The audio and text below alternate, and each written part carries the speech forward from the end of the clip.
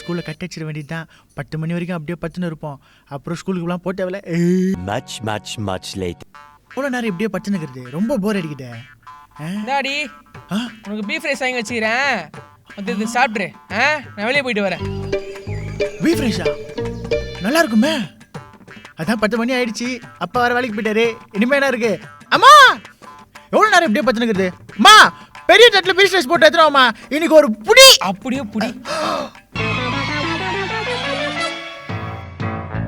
வாழ்க்கை என்ன காட்டுவேன், துன்பம் இங்கு ஓட்டுவேன்.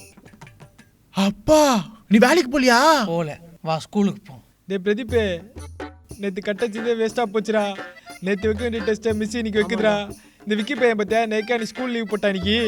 ஆமாம், நான் இன்னைக்கு எனக்கு வைத்து சொல்லி போடலாமா? குத்துறேனா உன்னை? ஒருத்தர் தான் ஏமாறாங்க, சும்மா ஏமாறாங்களா உனக்கு? அப்படியா? மாட்டோமா இன்னைக்கு? ஆமா நீ நல்லா